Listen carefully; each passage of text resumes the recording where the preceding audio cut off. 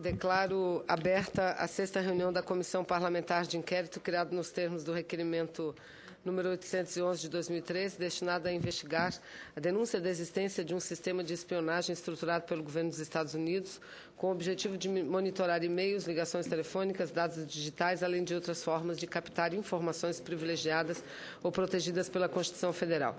Conforme convocação, a presente reunião destina-se à realização de audiência pública com a finalidade de tratar das vulnerabilidades e da segurança do Estado brasileiro no setor cibernético. Eu abri a sessão, apesar de um pedido do nosso relator, senador Ricardo Ferraz, mas para que adiantemos, já compondo a mesa, já abri agora, mas o senador já está se deslocando. Seu gabinete fica no anexo 1 do Senado e quem anda pelo Senado sabe como é difícil e demorado sair do anexo 1 para chegar até aqui.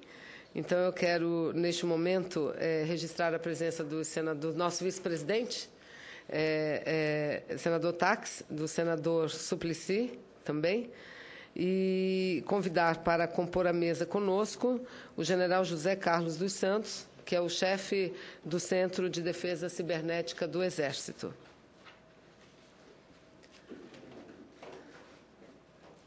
Convidar o senhor Pedro Rezende, que é professor da Universidade de Brasília, UNB.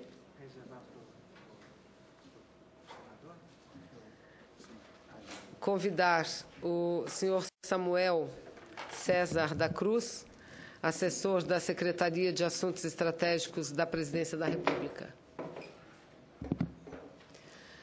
E quero aqui registrar a presença de assessores parlamentares de vários ministérios, né? Inclusive o pessoal do Exército que está aqui prestigiando, acompanhando certamente o general, e comunicar que nós temos o objetivo da nossa sessão de hoje, professor e senhores, é fazer um levantamento da capacidade de defesa do Estado brasileiro na área cibernética, mas também na área de telecomunicações, também na área de defesa, porque essa CPI, que foi criada a partir de uma série de denúncias, que não são denúncias, mas são fatos revelados, que são denúncias, mas fatos revelados, não há nenhuma dúvida sobre a veracidade desses fatos, ou seja, das ações de espionagem, de interceptações, ações ilegais que o Brasil vem sendo alvo nesses últimos tempos, e que, diante disso, nós precisamos fazer algo. E o Senado entendeu que uma CPI, para muito além do que investigar questões que são fatos, deveria ser instalada para que pudesse fazer uma análise, um diagnóstico da capacidade do Estado brasileiro em se defender, da capacidade do Estado brasileiro em promover a contra-espionagem, porque dizem espionagem existe desde que o mundo existe, é verdade. Mas quando a espionagem é descoberta, ela é punida, e punida rigorosamente. Quantos presos tem nos Estados Unidos por conta de acusações de espionagens a fim de colaborar com outras nações, com outros países, não é? Então, nós precisamos analisar, fazer esse diagnóstico e, a partir do diagnóstico, apresentarmos um conjunto de proposições. Proposições que devam ser, certamente, ações desenvolvidas pelo Poder Executivo, né? Mas, principalmente, proposições legislativas. Está claro hoje também que nós temos muito mais do que um vazio do ponto de vista da legislação brasileira quanto a esse assunto. Nós não temos sequer aprovado ainda o marco regulatório da internet, não é? Então, nós precisamos, não só em relação à internet, mas em outras questões também, trabalhar na elaboração de leis, né? Dito isso, eu passo a palavra, antes de passarmos aos convidados. Não sei se o senador Tax gostaria de fazer algumas observações iniciais. Não? Então, podemos começar a ordem da minha direita com o doutor Samuel? Pode ser assim? Ou os senhores acertaram alguma ordem? Como é que preferem? Pode ser o doutor Samuel? Pode ser. Então, vamos lá, doutor Samuel. Você foi premiado para iniciar. Bom, primeiramente, gostaria de agradecer o convite, né, feito por mim. eu gostaria de abrir essa discussão me colocando aqui não como assessor da SAI, porque é um cargo que eu estou ocupando há muito pouco tempo, há uma semana, então eu não represento aqui a SAI. Fui convidado por uma série de textos que foi produzido pelo Instituto de Pesquisa Econômica Aplicada, órgão do qual eu sou servidor. Então, eu tenho mais condições de falar como pesquisador, como servidor do IPEA, do que como assessor da Secretaria de Assuntos Estratégicos, né? Então, eu sou muito mais aqui como um técnico. Bom, alguns estudos recentes que nós fizemos, tentamos comparar o cenário brasileiro com cenários internacionais, né, para saber o que nós temos como referência internacional, o que seria relevante para a gente poder aplicar aqui. Percebemos o seguinte, não sei se todos têm uma boa noção, mas segurança cibernética ou mesmo defesa cibernética é algo sempre a ser atingido, é algo sempre no horizonte. Nós nunca poderemos dizer que nós estamos bem, nós estamos seguros, porque o próprio sistema de informação e comunicação, a própria computação em si, já é por si só suscetível a falhas. Então, você ter um computador, você frente a um atacante motivado e capacitado, fatalmente você eventualmente vai poder ter seus dados violados de alguma maneira. E nos estudos que a gente acabou fazendo, percebemos que Estados Unidos e China são países ali que realmente têm uma infraestrutura um pouco mais madura, né? Mas longe de serem também países absolutamente seguros. Eles mesmos sabem disso. Então, pelas próprias declarações deles, que os Estados Unidos são também alvos de espionagem, a China é alvo de espionagem, e eles conseguem invadir e são invadidos, né? E pelo aspecto tecnológico, a gente pensar, a tecnologia é capaz de fazer isso ou aquilo.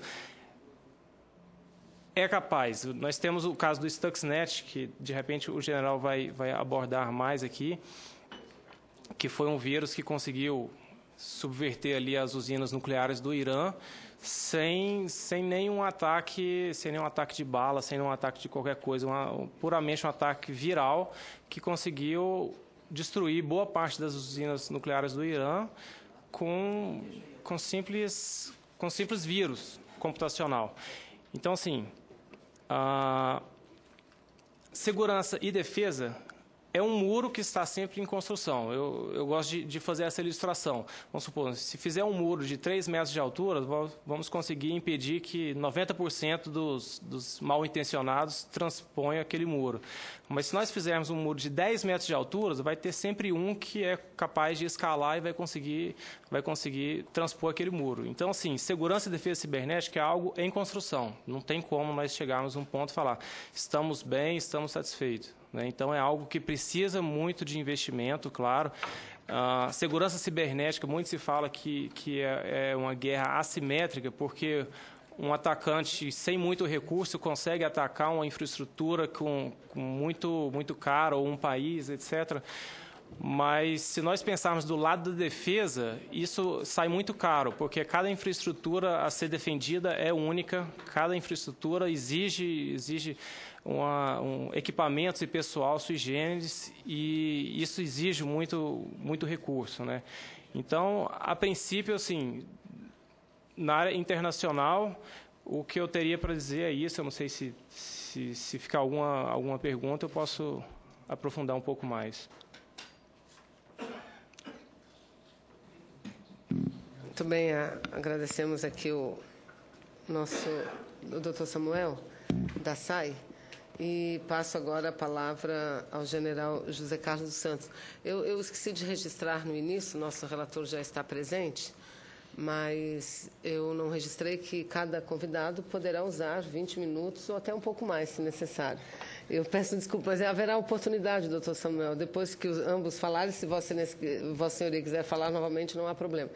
Pode usar 20 minutos do tempo regimental, mas a gente tem aqui uma certa tolerância também, contanto que nos cheguem informações que consideramos necessárias e importantes de CPI. General, eu passo, não sei se o senador Ferraz gostaria de fazer uso da palavra. Não? Então, General José Carlos dos Santos, que é o chefe do Centro de Defesa Cibernética, que está localizado no Ministério do Exército. Senadora Vanessa Graziotin, presidente da Comissão Parlamentar de Inquérito da Espionagem, em nome da qual cumprimento todos os demais senadores e público presente a esta audiência. Excelentíssimo senhor senador Pedro Tax, vice-presidente, senador Ricardo Ferraço, relator desta comissão, senhor César, que acabou de fazer uso da palavra, assessor da SAI, mas falando aqui como ex-integrante do IPEA, e o professor Pedro Rezende, da Universidade de Brasília. Muito obrigado por este convite. É uma oportunidade de se esclarecer o papel da defesa cibernética em âmbito nacional. Eu preparei um texto para ganhar tempo. Sabia que o tempo não seria disponível, seria limitado, então me permitam, os senhores e as senhoras, de ler o texto que preparei.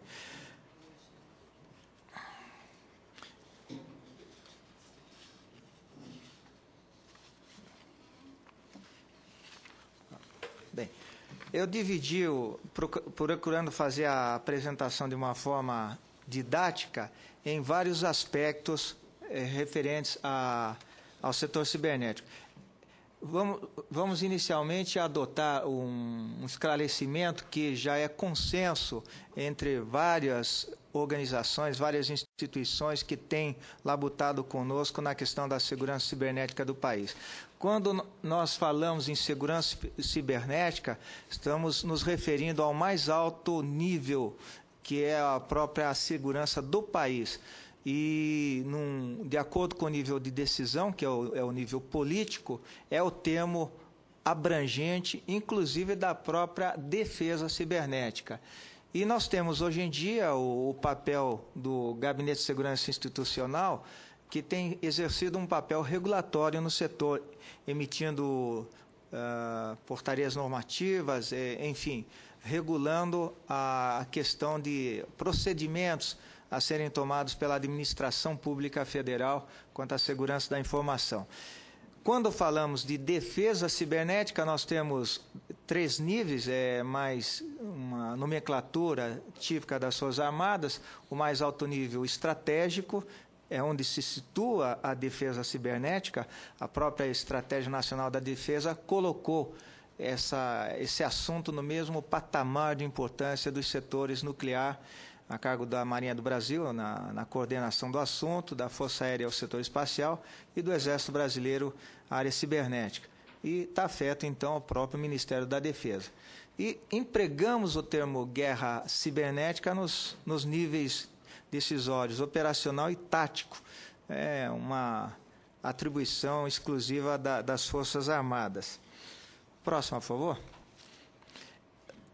A nossa proposta, que inclusive extrapola o âmbito da defesa, ela é muito abrangente, transversal e envolve 5 vetores fundamentais, sendo que os recursos humanos estão no centro de qualquer processo. Hoje em dia há uma carência evidente de profissionais dedicados à segurança da informação, tanto na formulação de procedimentos, políticas, como no desenvolvimento tecnológico do país nessa área. Realmente é uma carência que precisa ser encarada com muita seriedade. O aspecto doutrinário, por favor, a próxima. Bom, esqueci ali já no uso do termo segurança cibernética, que é mais abrangente. E nessa parte de recursos humanos, temos que conversar com o Ministério da Educação e Cultura.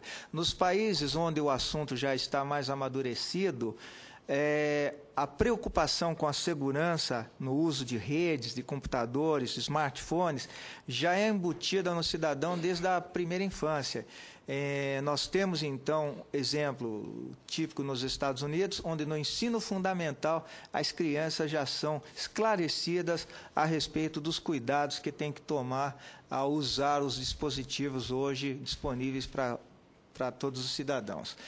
Então, é uma questão a ser discutida até com o próprio MEC. E mesmo na área de capacitação de especialistas, é lógico que o MEC tem uma boa parcela de responsabilidade sobre a ampliação na formação desses profissionais. Poderia falar em nome do Ministério da Defesa, onde algumas iniciativas já estão sendo tomadas, vou deixar um pouquinho para mais tarde, ao abordar a situação atual da implantação do setor cibernético nas Forças Armadas.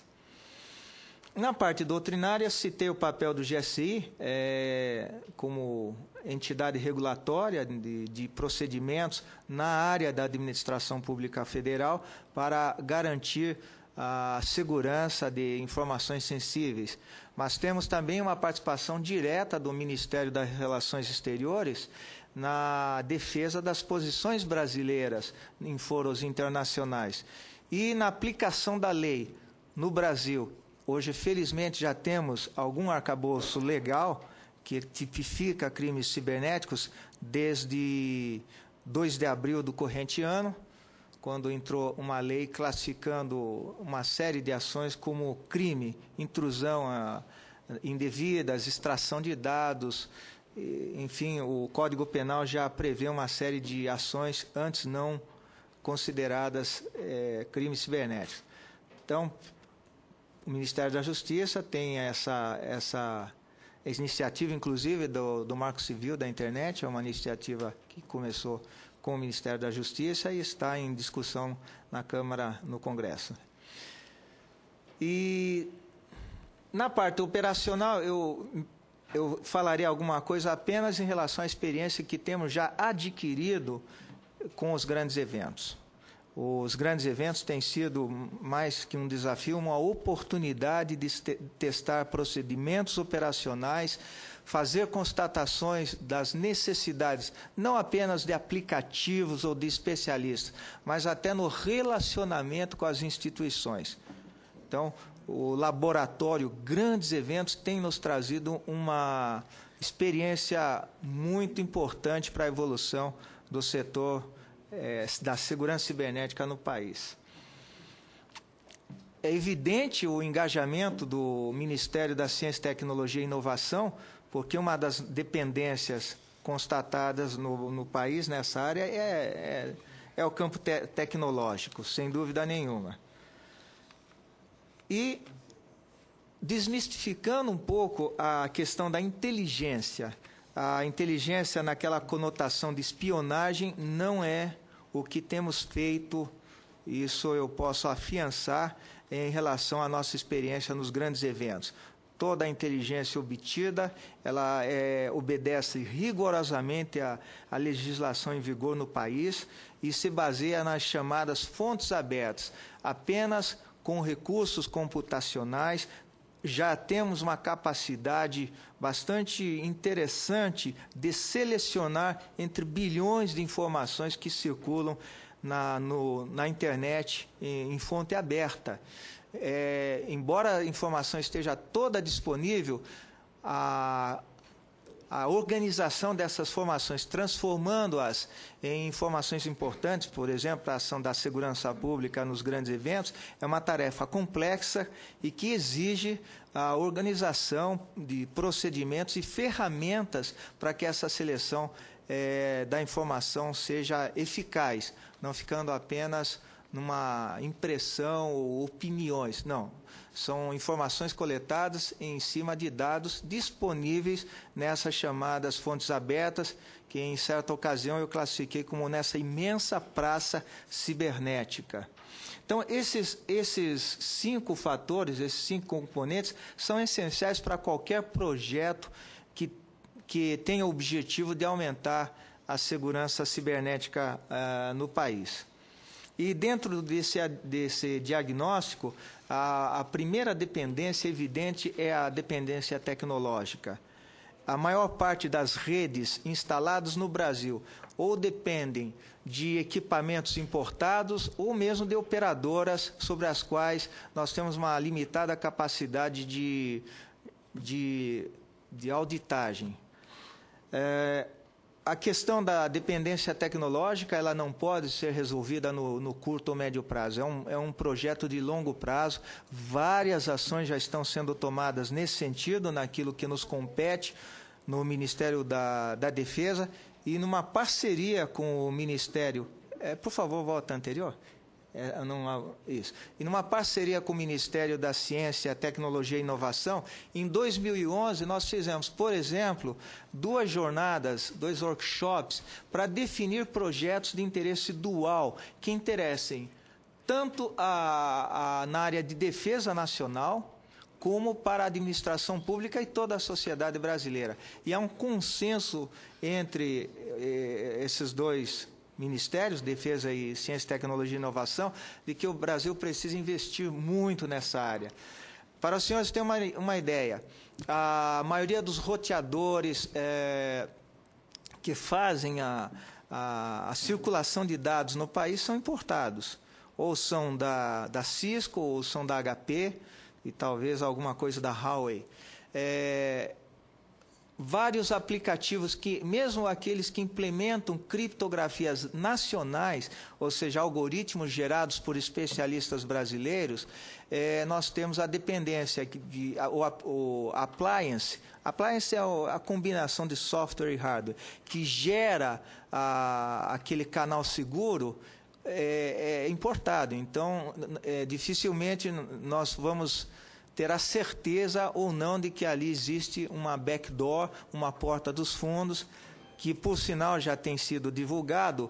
É uma obrigação que as companhias americanas, fabricantes desses componentes, têm que obedecer, a chamada CALEA, Communications, usando já a tradição, uma lei que obriga os fabricantes a permitir que as agências de inteligência norte-americanas tenham acesso ao que trafega dentro desses equipamentos de rede, etc. Então, é uma vulnerabilidade evidente. Como não temos controle sobre o processo de fabricação, o software ele pode estar embutido e não temos condições de fazer uma auditagem. Enfim, é um assunto que merece ser discutido. E essa dependência, infelizmente, não pode ser diminuída no curto prazo.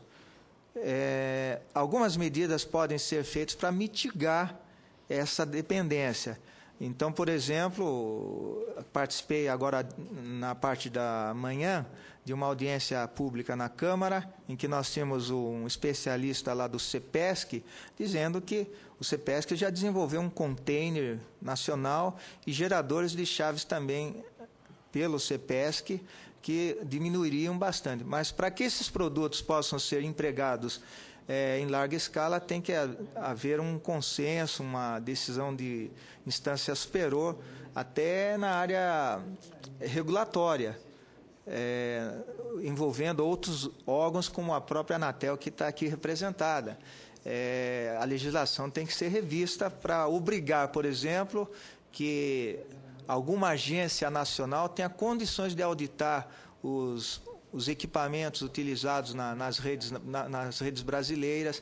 Enfim, é um assunto bastante complexo, não se limita apenas na área tecnológica, mas também legislativa.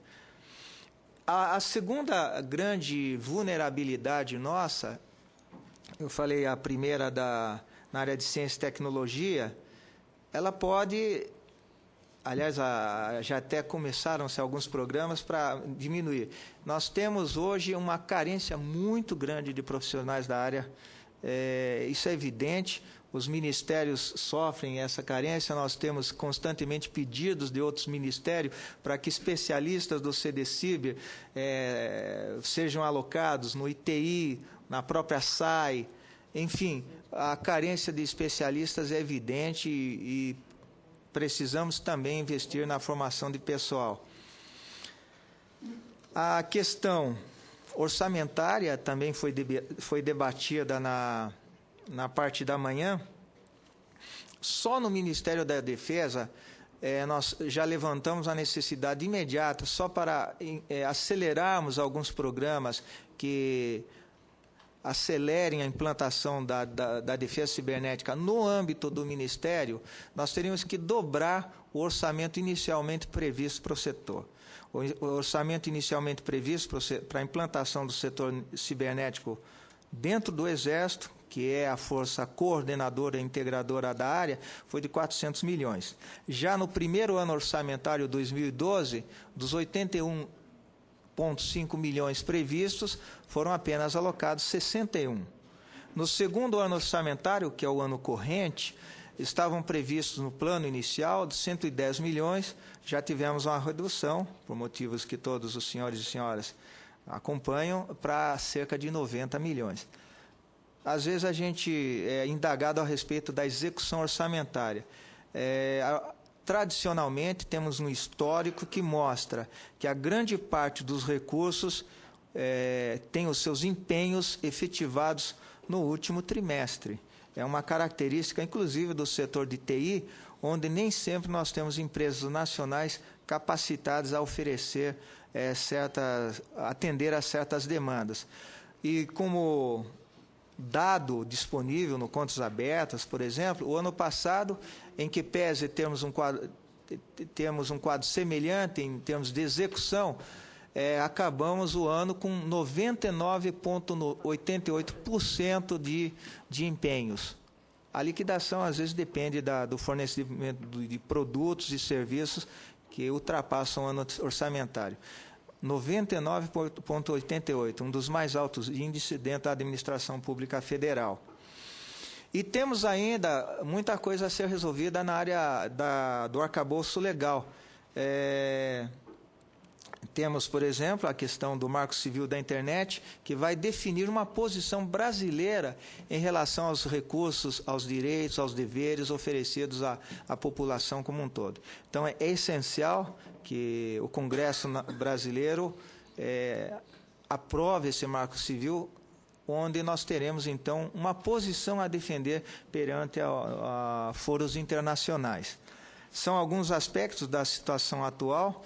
E em relação à contribuição que nós podemos dar com o modelo que estamos hoje já com uma experiência de cerca de 2 anos, apesar de o centro ter sido oficialmente criado com o decreto da presidenta em 20 de setembro do ano passado, desde que o Exército foi designado como força coordenadora, nós começamos a tomar algumas medidas internas. Então, em 2010, foi ativado um núcleo do atual CDCiber. E se fala que na área de defesa estamos muito defasados em relação aos outros países, pelo menos nessa área de ações concretas, não. A grande diferença, como foi abordado hoje de manhã na Câmara, é o patamar orçamentário. Enquanto nós trabalhamos, como falei, com um recurso de 400 milhões em 4 anos, quando passamos a comparar com outros países, a nossa orçamento é insignificante em relação a bilhões e bilhões de dólares empregados pelas grandes potências. Não há dúvida de que há necessidade. Eu não complementei uma ideia anterior, que só no Ministério da Defesa, o senhor ministro Celso Amorim pediu que fizéssemos um diagnóstico da situação atual e medidas que poderiam ser tomadas em conjunto com a Marinha do Brasil e com a Força Aérea num curto prazo, ou num médio prazo. Qualquer ação demanda recurso. Só nesse diagnóstico inicial, levamos ao senhor ministro a necessidade de, pelo menos, se dobrar o orçamento atualmente reservado para o Exército Brasileiro, meus senhores, minhas senhoras. Não é nem no âmbito do Ministério da Defesa. De cerca de 400 milhões. Então, dos 400 milhões que o Exército planejou para a implantação do setor cibernético na Força, nós demos um diagnóstico ao senhor ministro que esse montante precisa ser dobrado quando pensamos em aparelhar o Ministério da Defesa como um todo de um sistema de segurança cibernético eficaz e que possa atender o país quando o Ministério da Defesa vir a ser chamado para eventos como, por exemplo, a Copa do Mundo, as Olimpíadas ou daqueles que já participamos. Eu falei sobre recursos. logicamente, esses grandes eventos têm deixado já um legado e, principalmente, um modelo. O legado físico, inclusive com a aquisição de vários equipamentos e desenvolvimento de produtos com empresas nacionais, nós tivemos sobre a nossa gestão para Rio+20 cerca de 20 milhões. Foi o primeiro grande recurso que recebemos, inclusive, para a implantação de alguns aplicativos, aquisição e desenvolvimento de alguns aplicativos necessários para a segurança daqueles grandes eventos. A Copa do Mundo, começando com a Copa das Confederações como um ensaio, estão sob a nossa responsabilidade mais 40 milhões. Mas é um recurso que tem uma limitação no tempo e específico para esses eventos. Não temos ainda orçamento para as Olimpíadas, mas já estamos participando do planejamento para esses Jogos Olímpicos. Mas, apesar dos recursos serem restritos, nós temos já condições de, pelo menos, discutir um modelo para o país na área de segurança cibernética. É o que nós temos observado nos grandes eventos. Então, me permito aqui, para ser mais objetivo, ler de que forma encaramos que essa nossa experiência nos grandes eventos possam servir como modelo. Então, no âmbito do Ministério da Defesa, o modelo de desenvolvimento baseado no tripé governo, instituições acadêmicas e indústria nacional tem alcançado resultados promissores.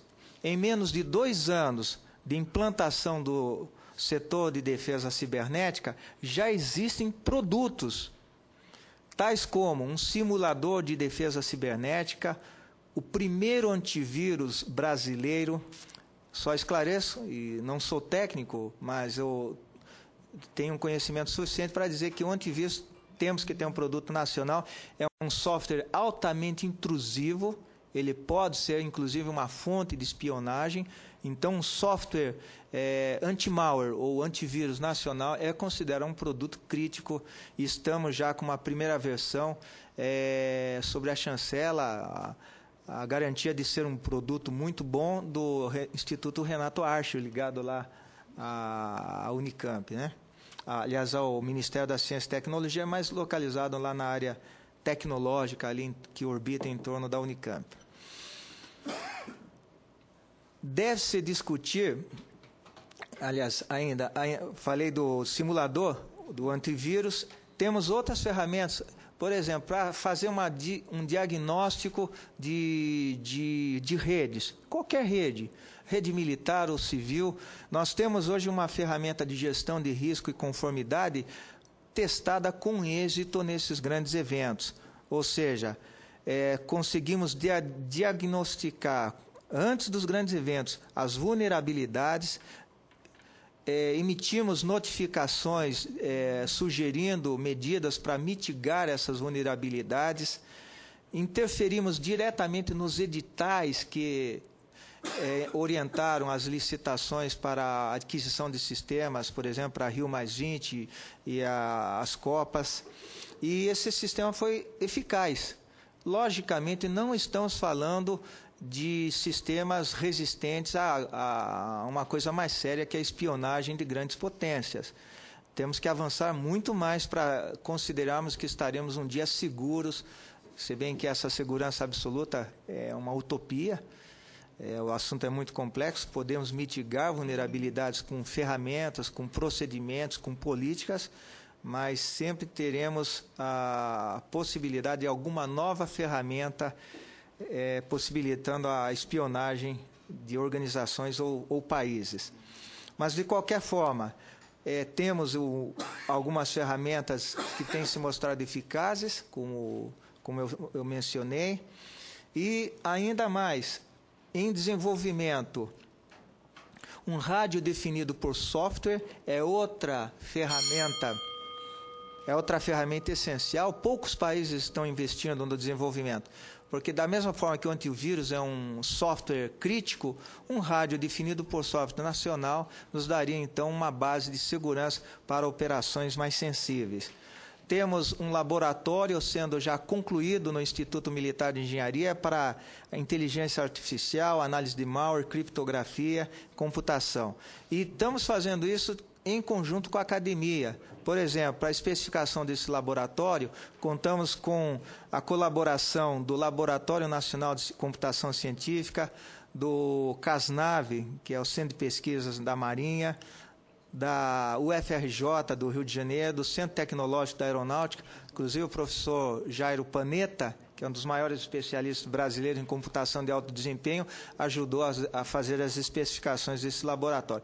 Enfim, estamos tomando muitas providências, mas limitadas por pessoal e orçamento, que são dois aspectos fundamentais aí a serem resolvidos. A próxima, por favor, para mim concluir a minha exposição. Bom, para coordenar tudo isso em âmbito nacional, nós achamos que seja necessária uma nova estrutura ou adaptação de uma estrutura já existente para fazer a coordenação e integração em âmbito mais amplo que não só o da defesa. Novamente esclareço, a atuação do Ministério da Defesa foi limitada no tempo, que foi Rio+20, ou Copa das Confederações, e no espaço cibernético, ou seja, somente nas redes de interesse para aqueles grandes eventos. Quando falamos de infraestruturas críticas, operadoras, inclusive privadas de sistemas críticos, nós temos que ter uma estrutura de coordenação e integração nacional. Os outros países que visitamos já têm essas estruturas. Nos Estados Unidos é o DHS, Department of Homeland Security, que faz a questão da regulação da atuação das empresas do setor privado na operação de sistemas de telecomunicações, de transporte, distribuição de água, etc.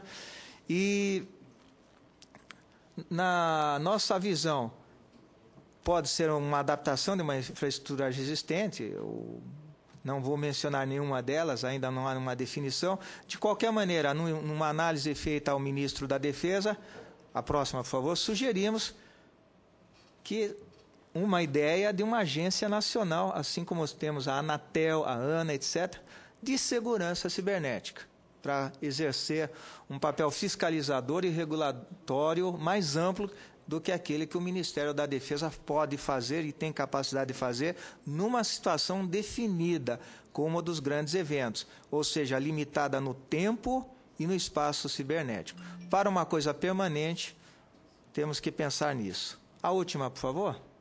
Acho que é essa mesmo. Então, é a nossa contribuição inicial a título de esclarecimento. Permanecemos à disposição para demais questões que venham a ser levantadas. General, em nome do Senado e da CPI, agradecemos a Vossa Excelência pelas contribuições que trouxe. Sem maiores delongas, passo ao professor Pedro Rezende. Senador Suplicy, quer falar antes? Se me permite uma breve indagação, presidente. Pois não. Senador Pedro Táxi. Quando o general José Carlos dos Santos fez a sua exposição, a certa altura ele mencionou que tem à disposição o organismo de cibernética pelo qual ele é responsável, de um instrumento que pode até ser utilizado para espionagem. Me veio a reflexão, a seguinte pergunta. Diante até da preocupação da nossa Comissão Parlamentar Mista de Inquérito, Comissão Parlamentar de Inquérito é que, vamos supor que, então, pudesse ser realizado por este instrumento uma ação de espionagem. E que critérios teria o governo brasileiro para eventual utilização deste instrumento, se porventura a sua utilização viesse a ferir algum direito constitucional? Me veio essa indagação porque é a preocupação que nós tivemos. É uma simples pergunta, mas, como o senhor mencionou, eu acho que é próprio que nesta CPI possamos fazer essa indagação. Eu agradeço até a pergunta do ilustre senador e, com muita tranquilidade, senador, tudo que nós fizemos nos grandes eventos, e às vezes houve até uma interpretação de espionagem, como o senhor mencionou, foi baseada na legislação em vigor no país, que permite apenas a monitoração em fonte aberta. É uma coisa que está ao acesso de qualquer cidadão. Só que a quantidade de informações é tão grande, que se não tivermos uma ferramenta computacional para classificar, identificar o que realmente interessa, não temos nenhum resultado prático. Então, a ferramenta que eu citei, ela foi estritamente empregada dentro do que prevê a legislação brasileira. Agora, a obtenção da capacidade de uma perícia mais profunda, o senhor usou até o termo espionagem, ela é desejável porque, numa situação de conflito na doutrina militar, uma das ações preconizadas é a eliminação da capacidade de comando e controle de um eventual adversário. Então, nós teríamos que ter ferramentas ofensivas, mas numa situação definida de conflito entre países. Internamente existe a possibilidade de uma intrusão, não temos essa ferramenta, mas com autorização judicial, é o que se chama de perícia forense digital, onde a Polícia Federal, mediante uma autorização judicial, tem capacidade de aprofundar-se numa determinada informação. O que nós temos atualmente é baseado totalmente em fontes abertas. Foi uma das minhas primeiras preocupações, inclusive, no serviço que fizemos. Eu agradeço o esclarecimento, então. Obrigado. Muito obrigada, senador Suplicy, da mesma forma, general. Então, nós passamos agora a palavra ao professor Paulo Rezende. Pedro, desculpa. Desculpa, professor Pedro. Boa tarde a todos, senadoras, senadores, general, colegas de mesa, a vocês que me escutam. É uma honra participar desta mesa, dessa audiência, e gostaria de pedir licença aos senhores para fazer uma abordagem acadêmica do cenário geopolítico, onde esse assunto, esse tema, toma o espaço político de merecer uma CPI no Senado Federal. Eu procuro seguir esse roteiro na minha breve exposição, que não deve passar de 25 minutos, suponho. Começo por aqui porque, como vocês vão ver adiante, o fronte decisivo da guerra cibernética é o fronte da psique coletiva. Então, como o assunto é segurança, cabe a uma análise acadêmica começar por aí. Eu cito Bruce Schneier para tentar esclarecer de onde venho, tentando responder essa pergunta, porque, dentre as várias credenciais que esse pesquisador e criptógrafo internacionalmente conhecido coleciona, a que eu acho mais notável é o fato do serviço da empresa dele, de segurança digital, ter sido a primeira no planeta que teve o seu negócio precificado na indústria de seguros de Londres. Então, quem contrata a empresa dele pode também contratar um seguro de que, se ele não cumprir com as obrigações, por exemplo, de nível de serviço, o seguro cobre os prejuízos que o contrato não cobria. Bem, então ele diz que dificuldade de entender o assunto ou conversar sobre o assunto começa pelo fato de que segurança é, ao mesmo tempo, duas coisas distintas. Um processo real, que envolve probabilidades, que manipula chances de incidentes verterem em riscos ou riscos verterem em danos, ao mesmo tempo em que é também um sentimento pessoal, que envolve percepções, que ajusta condutas para adequação aos riscos considerados. Muito bem, a dificuldade surge porque são dimensões distintas de um conceito uno e que não podem ser comparadas. Um exemplo de por que estamos aqui, o que antes eram hipóteses de extensão e escopo da espionagem de quem pode fazê-la por ter dominância tecnológica na indústria e no mercado e na pesquisa de ponta, né, transformou-se em realidade mediante um processo midiático em que alguém se dispôs a cumprir um papel simultâneo de traidor e herói e denunciar isso por uma questão de consciência, pondo sua vida em risco. Então, esse cenário mudou a perspectiva subjetiva do que se pode considerar risco adequado ou aceitável para um Estado, para um indivíduo que usa a internet, para uma empresa, por exemplo. Então, estamos aqui por isso, porque houve uma mudança na perspectiva do sentimento pessoal a respeito de adequação a riscos. Mas, como não existem calibres para comparar essas duas dimensões, vivemos aquilo que Schneier chama de teatro da segurança.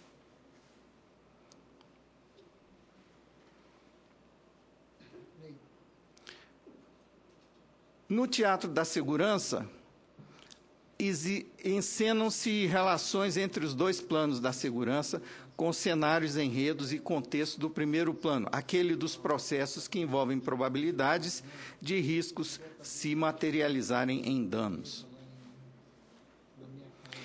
Eu que ensino a matéria segurança de dados na UNB há 17 anos, tenho dificuldade em entender o que significa segurança da informação. E vou tentar explicar por quê, seguindo esse roteiro que eu estabeleci a partir da definição de segurança de Snowden. Obviamente, deveria ser, seguindo aquele roteiro, alguma forma ou algum planejamento para proteção adequada para a informação. Bem, isso nos coloca diante de uma outra pergunta espinhosa: o que é informação? Existem múltiplas definições, é uma palavra altamente polissêmica, mas se a gente seguir o roteiro baseado na sintaxe de que o verbo proteger é bitransitivo, então a pergunta óbvia para responder o que é a segurança da informação é: proteger a informação contra o quê e para quem? Bem, tudo isso parece simples quando essa pergunta parece tola ou óbvia. Porém, os casos mais curiosos e interessantes, inclusive que esse episódio do Snowden revelou, são aqueles em que interlocutores têm interesses conflitantes em relação ao que querem de proteção relativa à informação. Se a informação só existe na cabeça de quem recebe dado por algum processo sensorial, então a concepção de informação pode diferir de um para outro, ou, o que é mais grave, de valor da informação, né? Então, os casos mais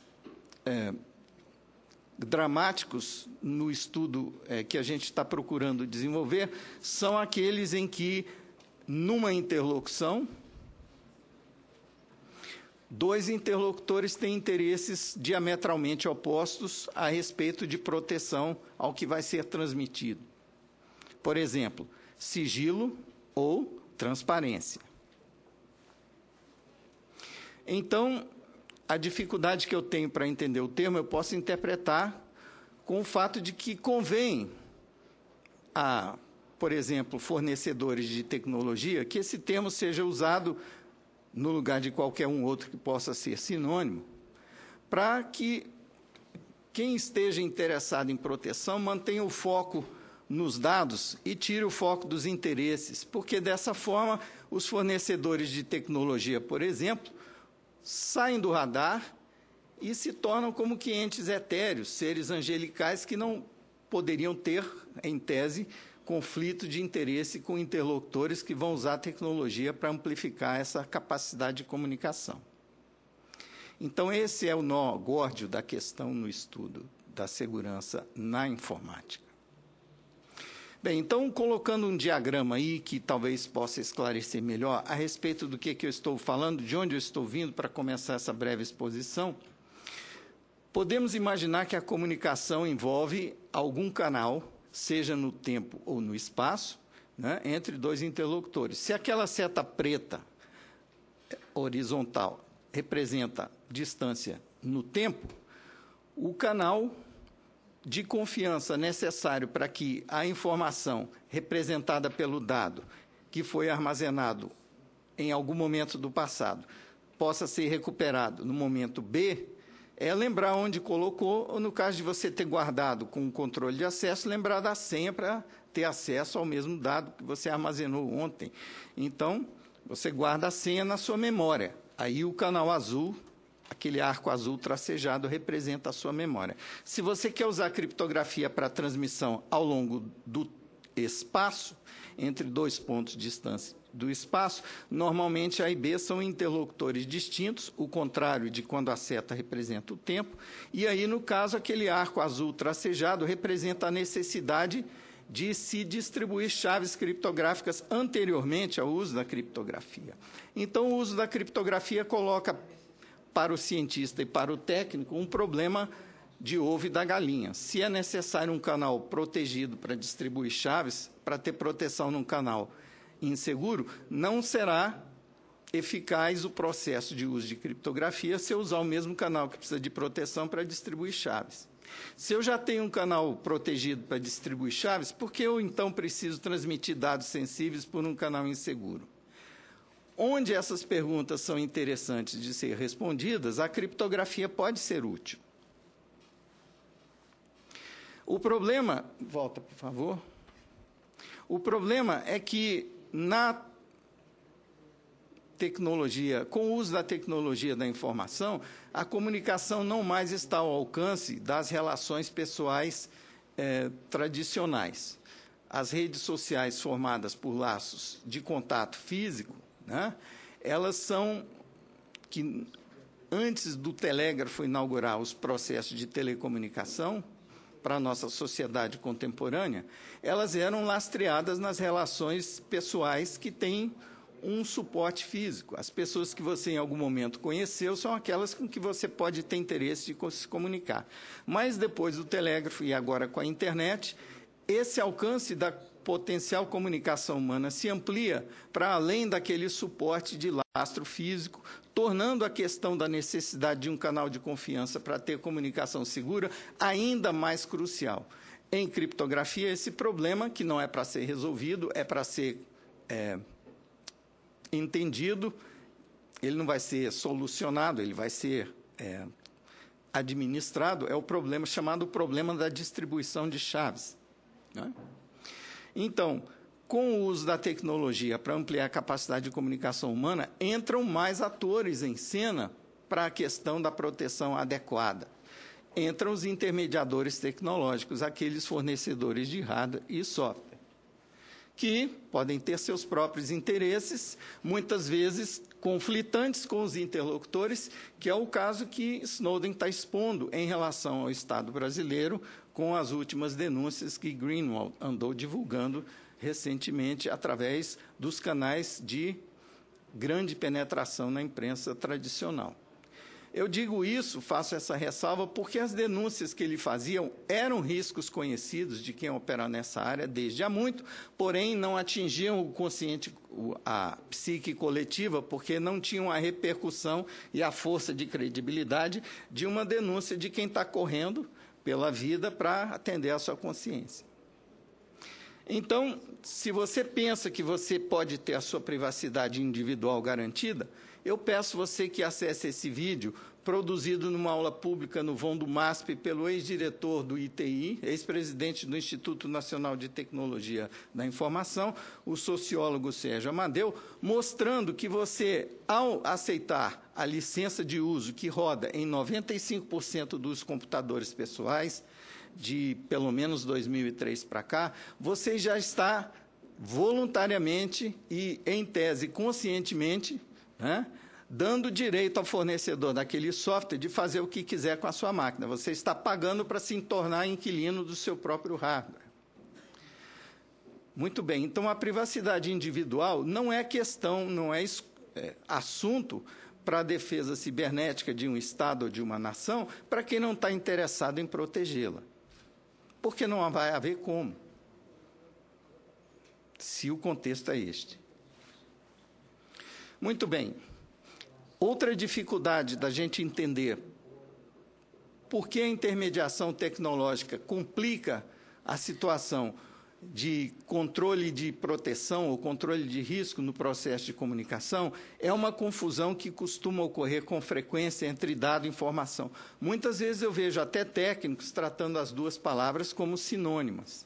Mas, se eu quero fazer uma ponte entre a tecnologia e a filosofia e a política para fazer uma leitura fértil do momento geopolítico em que essas denúncias ocorrem, que estão causando movimentos em placas tectônicas de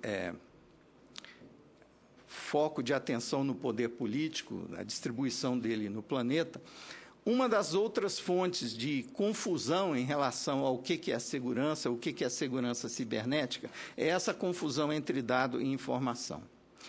Eu vou dar um exemplo bem simples para tentar ser didático naquilo que eu quero representar com esse diagrama.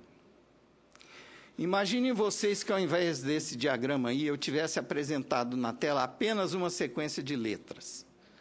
Apenas uma sequência de letras.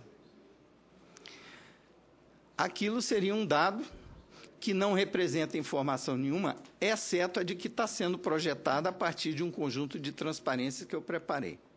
Entretanto, se você ver eu digitar a mesma sequência de letras no teclado, na tela de login do meu sistema operacional,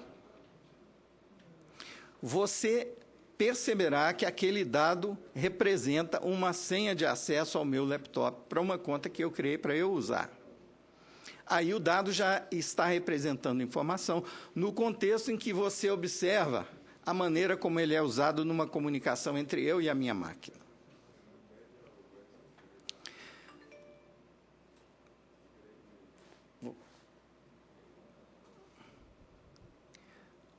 O problema de se confundir dado e informação é que ele turva a nossa capacidade de distinguir o que é sentimento do que é processo no teatro da segurança. E aí o que temos são muitas peças nesse teatro tentando tão somente insuflar sentimentos de adequação a um contexto de riscos como suficientes. O exemplo óbvio é justamente o vídeo que eu sugeri do professor Sérgio Amadeu, mostrando, destacando frases da licença de uso do sistema operacional usado por 9 entre 10 estrelas do cinema. Muito bem, se você colocar aquele diagrama que mostra o processo de produção de significado, dentro do qual faz sentido falar em segurança na informação, ou se preferirem, segurança da informação, o que realmente precisa de proteção no processo comunicativo humano é o filtro de confiança que lhe permite acreditar na informação que você pode extrair de um dado. Então, no computador, o que trafega de um componente para outro, entre um computador e outro, são apenas dados. É uma inteligência alheia, intermediadora, que vai colocar contexto naqueles dados para que eles representem para ti ou para o seu interlocutor informação. E esse processo tem várias etapas. A informática evoluiu o suficiente para podermos dizer que a intermediação do software na produção de significado de quem usa computador para se comunicar deve ter hoje pelo menos umas 30 camadas conceituais aí, onde qualquer malandragem pode interferir no processo de codificação que vai, eventualmente, representar informação para os interlocutores. O mais curioso é que o processo de produção de significado, dentro do qual se insere o processo de segurança informacional, ele tem como base, como lastro, um pano de fundo prévio de alguma expectativa do que pode ser comunicado através daquele dado. Quando você digita um endereço URL na caixa de navegação do seu navegador, você tem expectativa que venha uma página HTML. Né? Você não tem uma expectativa que venha um e-mail. Quando você digita na caixinha de receber mensagens do seu programa de correio eletrônico, a sua expectativa é que venham mensagens de correio eletrônico e não páginas web, a menos que anexadas, né? Então, é nesse sentido que o canal de confiança pressupõe um contexto onde o dado vai representar a informação, correto? Mas esse canal ele tem uma extensão para dentro do dispositivo tecnológico que você está usando para ampliar a sua capacidade de comunicação e processamento. A melhor definição que eu conheço de software, eu ouvi de um professor de administração da Federal de Minas Gerais, ele diz o seguinte: assim como o óculos é uma prótese da visão para melhorar, corrigir ou melhorar a sua capacidade de enxergar, o software é uma prótese do pensamento. Então, ele está ali no seu hardware para melhorar a sua capacidade de produzir informação a partir de dados que, dentro do contexto da sua plataforma computacional, podem ir e vir. Então, como o uso da criptografia é apenas parte do processo que transforma dados em informação, ele começa a operar em algum ponto daquele trajeto vertical que, na transparência anterior, eu representei na forma de um diagrama, de onde um sinal que codifica símbolo pode, eventualmente, em sequência, representar informação de valor para alguém. É em algum ponto intermediário desse trajeto que a criptografia atua. Então, a criptografia só pode proteger aquele trajeto da comunicação que está representado em verde nessa transparência. O que está representado em tracejado fica por sua conta a proteção, e não da tecnologia. Apesar de parte dele estar ocorrendo dentro da sua plataforma computacional, aquele que eu estou chamando de canal de confiança interno, muitas vezes sem o seu conhecimento dos detalhes dos processos em que símbolos são manipulados para codificar a informação. Muito bem.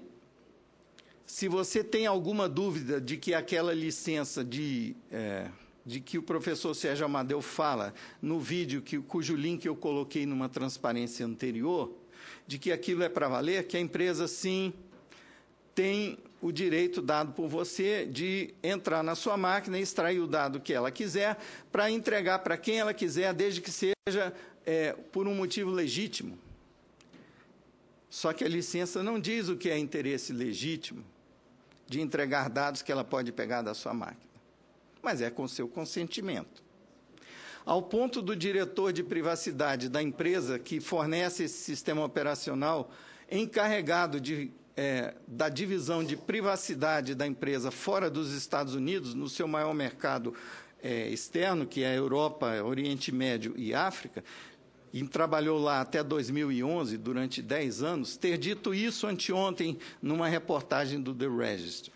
Ele se sente envergonhado de estar dirigindo uma divisão que deveria proteger a privacidade dos usuários do sistema fornecido pela empresa da qual ele era funcionário. O depoimento dele está aí, o link está aí.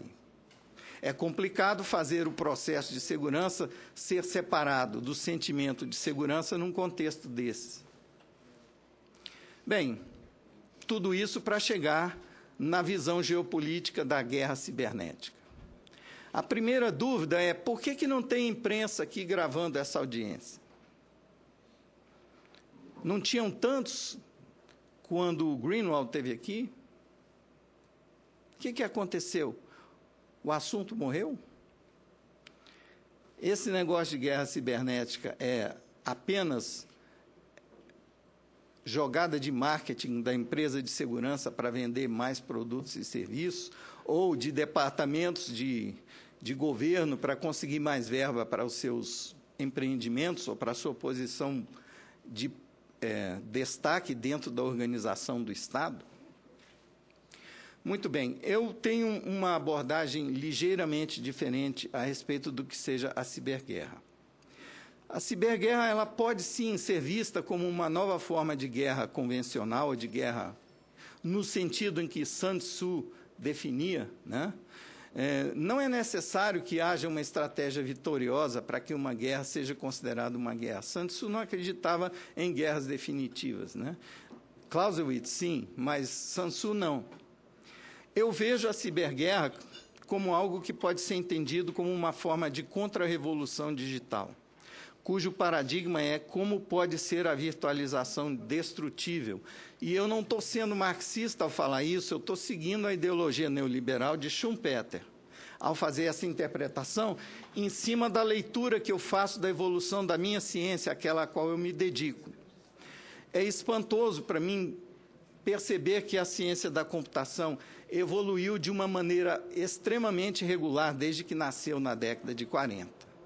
Sempre a questão mais importante colocada para ela na coluna da direita foi resolvida com engenhosidade técnica e científica, produzindo como resultado aquela coluna do meio, mas a solução que foi apresentada pela ciência e tecnologia para o desafio da década trouxe no seu bojo, como que grávido, o problema fundamental da mesma ciência na década seguinte. Então, se entendemos o fenômeno da popularização da internet em todas as práticas sociais, como aquilo que alguns pensadores da sociologia chamam de cibercultura, onde as relações sociais e as práticas sociais são virtualizáveis, né? E muitos serviços são gratuitos, não tenham ilusão. Se o serviço é gratuito, então a mercadoria é você.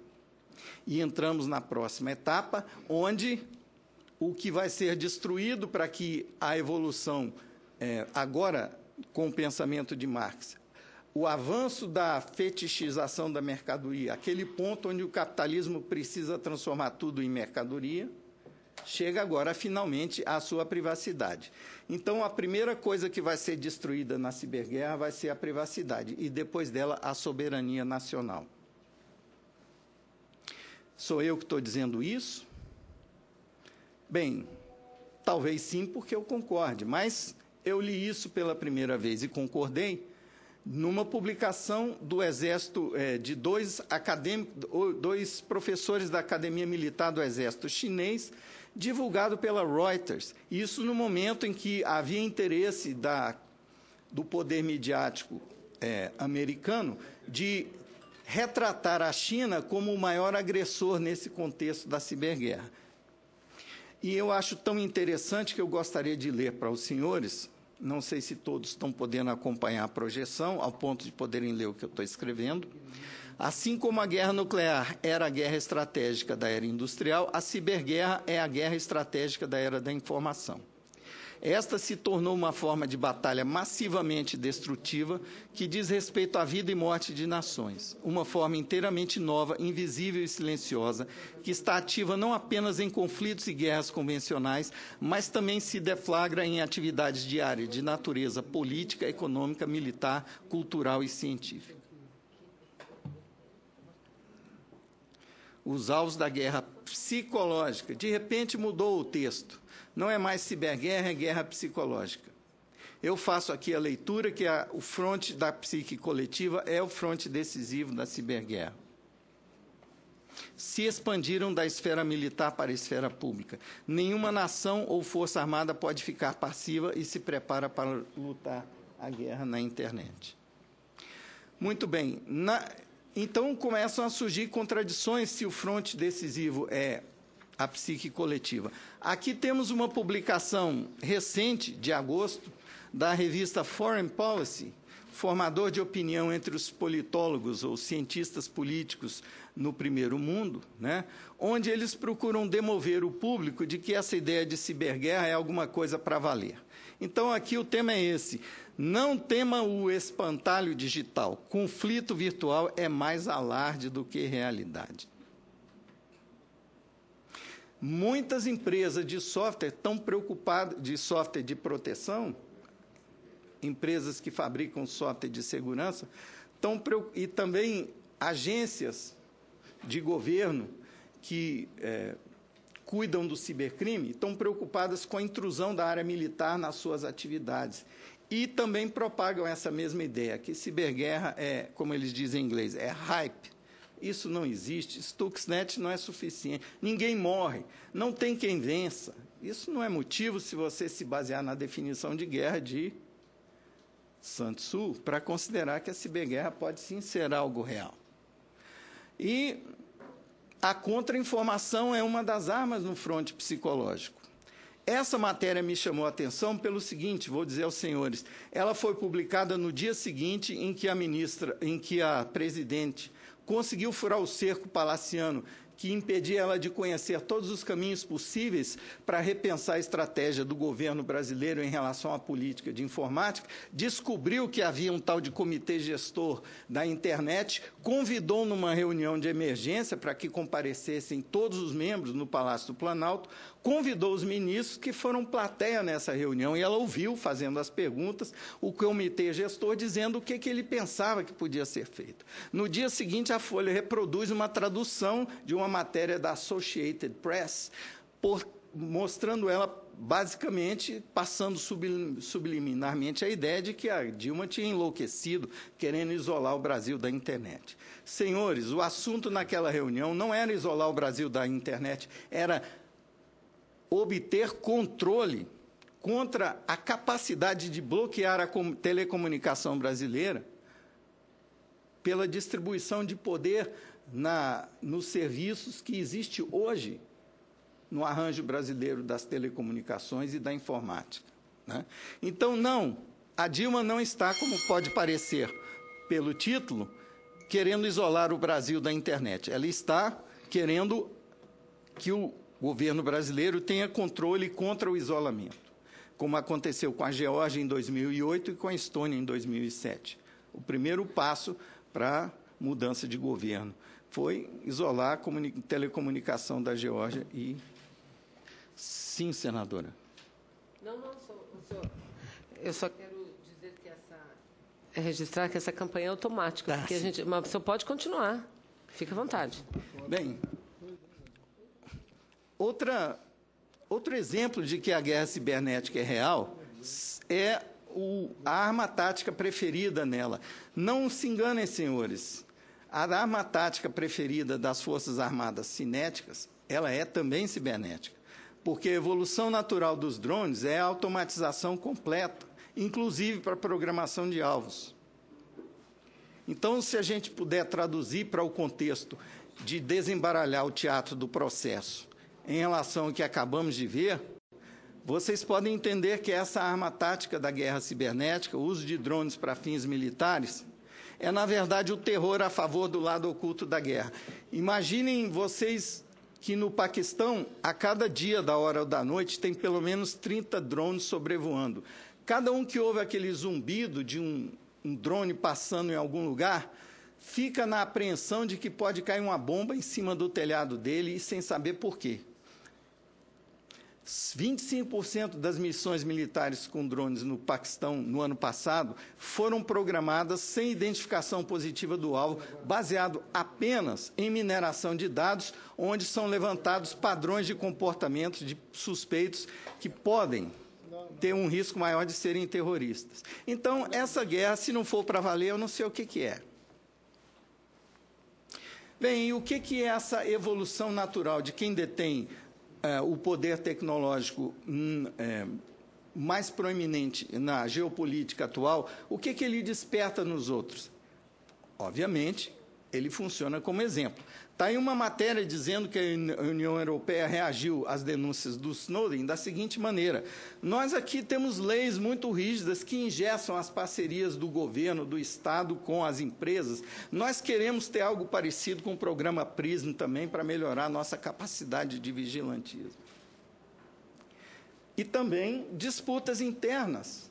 Essa é uma matéria em que um comandante da 4ª Frota, que toma conta do Atlântico Sul, né, é entrevistado dizendo que ele precisa de mais verba para drones, porque, afinal, quando os drones de verdade, que ali, por enquanto, ele está podendo apenas brincar com os drones de rastreamento, ele não tem drones para ações militares cinéticas que jogam bombas por enquanto, mas ele quer ter uma frota de drones para valer, porque ele diz o seguinte: quando a necessidade de usar drones militares chegar aqui na nossa região, as nossas tropas precisam estar treinadas. Então, queremos já a verba para os drones de verdade. Ninguém sabe quando o bolivarianismo vai se tornar a primavera da América do Sul, né? Mas os sinais estão indicando de que isso pode acontecer, principalmente os recentes, né? Expulsão de diplomatas, bloqueio de tráfego aéreo, etc. Bem, e também internamente, essa matéria que eu cito aí, com o RL e tudo, foi produzida a partir do questionamento de um cidadão americano cujo filho e cuja filho menor de idade foi morto, ou filha, não sei, foi morto, uma criança, num ataque de drone no Iêmen. Então, o governo americano foi acionado civilmente para reparar danos por uma morte de um cidadão americano por uma ação militar em território estrangeiro. E a consulta feita feita ao Ministério da Justiça americano para responder se aquilo era uma atividade legal do governo americano, se cabia reparação de dano civil, a resposta do Ministério da Justiça foi basicamente a seguinte: não, o Patriot Act dá ao governo americano o direito não só de bombardear americanos fora do território americano, mas também dentro, por questões de segurança nacional que estão cobertas no Patriot Act. E a justificativa final dele é essa, né? Estamos engajados numa guerra global ao terror e drones são uma ferramenta eficaz contra militantes que planejam ataques. Então, aqui, militante já se torna um sinônimo de terrorista. Vou pedir licença que eu tenho um compromisso de ser chamado no plenário. Me desculpe, presidente, eu sou o próximo orador, acho que em 2, 3 minutos serei chamado e eu perderei a ver se... Pois não. O senhor está inscrito. Pois não. Meus parabéns aos 3 expositores. Obrigado. Eu aproveito e peço desculpas pela interrupção, mas solicitar que, se Vossa Senhoria puder, um pouco mais rápido, que o nosso relator também tem um compromisso na Comissão de Relações Exteriores. Um pouco. Volta. Vou tentar correr, então, mais um. Aqui uma matéria dizendo que Obama cita, para justificar a política dele de ciberguerra, que algum país sofreu blackout por ataque cibernético. 6 fontes de inteligência do programa 60 Minutes da CBS foram consultadas. Que país é esse que sofreu blackout por ataque cibernético? E todos identificaram o Brasil como tendo sido esse alvo. Provavelmente, nossa rede de distribuição elétrica está virando o campo de treinamento para quem está desenvolvendo a aba cibernética para sabotar a distribuição elétrica no planeta. É uma das preocupações do governo americano, ele queria ressaltar isso nessa matéria. Bem, qual é o problema aqui com o fronte psicológico? É que no virtual, nada que é real parece real, ou nada que é irreal parece irreal. Segundo o filósofo Gilles Deleuze, o virtual é a indistinguibilidade entre o real e o irreal. Então, com a guerra cibernética, lá se vai a privacidade, e isso, de fato, representa um perigo. No fronte psicológico, tem muito dinheiro querendo convencer todo mundo que isso não é perigo. Eu li um artigo, antes de vir para cá, senadora, dizendo que a presidenta da Petrobras declarou aqui numa audiência, nessa comissão, de que ela tem que contratar empresas americanas de criptografia porque não existem empresas brasileiras de criptografia. Só a empresa de ex-alunos meus, são 3 em Brasília, uma delas exportando, né, que foram incubadas dentro da Universidade de Brasília. Desses projetos de criptografia, não estou falando de segurança, estou falando só de criptografia. Tem também incubadas na Unicamp. E dos projetos incubados com tecnologia livre, nunca pedi um centavo para o CNPq para tocar projeto com aluno. Tudo com tecnologia livre. Tem 5 projetos de ex-alunos premiados, inclusive com o melhor plano de negócio para a internet em 2000, um prêmio de R$100 mil. Então, que sintoma é esse que a gente está diante dessa situação? É aquilo que... Não, volta. Vai para frente. Aí. É aquilo que Huxley já previu na década de 30. O objetivo na ciberguerra, para quem está entrando nela para valer, é que as pessoas sejam adestradas a aceitarem um governo cuja forma de controle social é o vigilantismo global.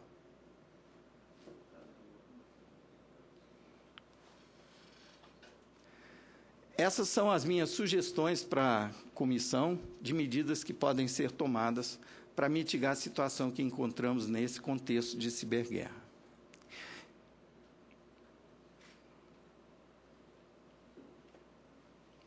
Muito obrigado a todos pela atenção. Muito obrigada e agradecemos, inclusive, as sugestões que o senhor traz à CPI. Posteriormente, vamos conversar. Se o senhor tiver como nos ajudar mais ainda, seria muito importante, que está exatamente enquadrado naquilo que nós falamos no início. Eu, imediatamente, pelo adiantado da hora, passo a palavra ao nosso relator, senador Ferraz. Senhora presidente, foram 3 exposições muito valiosas.